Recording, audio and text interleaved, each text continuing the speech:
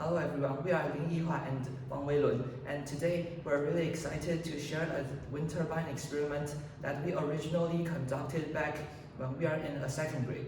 At that time, we were actually being introduced to the concept of renewable energy for the very first time.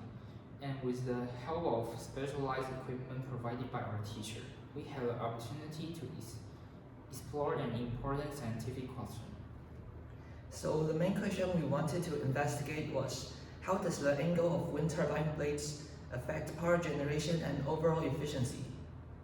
At first, this might sound like just a small technical detail, but as we continued experimenting, we discovered that even a slight adjustment in blade angle can actually make a surprisingly huge difference in performance.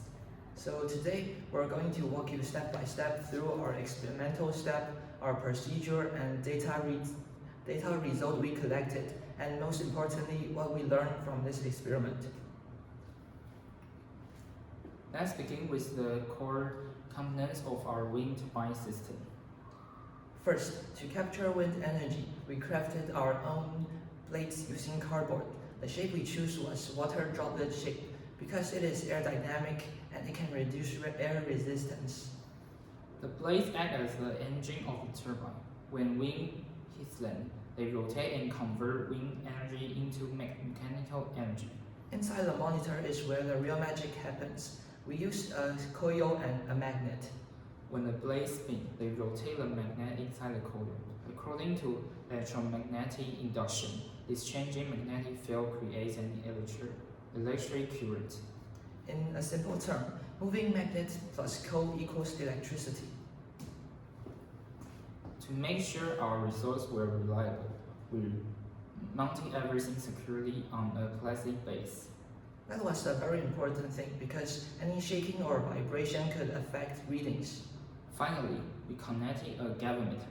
A gravimeter is a very sensitive instrument that can measure electricity currents. Since the cluster wind turbine doesn't produce a large amount of electricity, we needed a precise tool to detect even tiny changes in current. Now let's talk about our experimental step. Step 1. We used cardboard to design and build our own blades. As mentioned earlier, we selected a water drop shape. Step 2. We install the blade into the monitor shaft and carefully adjust them to ensure they could rotate smoothly. Step 3. We use an electric fan to simulate wind. When the fan blew air toward the blades, they started spinning. At the same time, we record the data shown on the gravimeter. The most important part of the experiment was changing the blade angle after each test. We tested for 4 different angles: 90 degrees, 60 degrees, 30 and 0 degrees. Let's move on to our first test of results, 90 degrees and 60 degrees. At 90 degrees, the blade was posted flat against the wind. Because of this, the wind could not effectively push the blades forward. They barely rotated. So as a result, the electrical output was almost zero. At 60 degrees, we began to see some rotation. However, the current produced was still low and inconsistent. These results show that large blade angles are not efficient for capturing wind energy. Now let's come to the exciting part, 30 degrees and 0 degrees. At 30 degrees, we observe a dramatic increase in current. The graphs show clear spikes, meaning more energy was being generated. Why did this happen?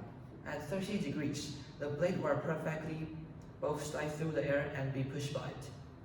This balance between lift and drag allow the turbine to spin more efficiently. At 0 degrees, the output was steady but slightly lower than 30 degrees. So when 0 degree worked well, 30 degree was clearly the optimal angle in our experiment. So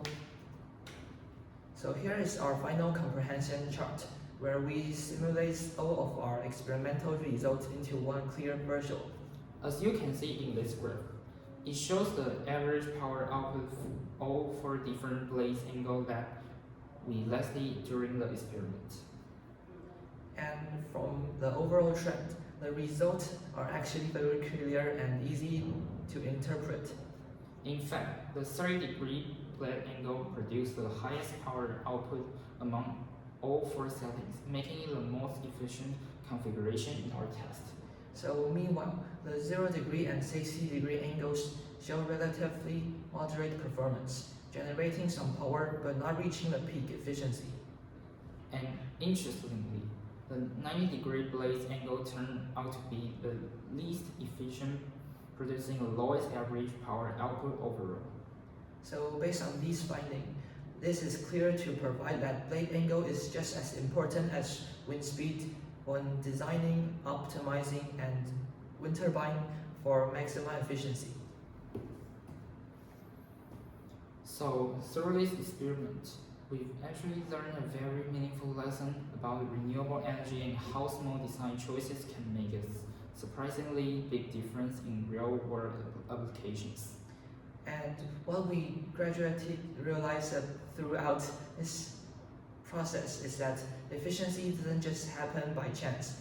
It really comes down to a careful precision and thoughtful adjustment. In fact, even a small adjustment of just a few degrees in the blade angle can actually double or triple the overall power output, which honestly surprised us at first. Although we originally conducted this experimental back in 2nd grade, it still continues to teach us important scientific principles that are absolutely relative to what we are doing today.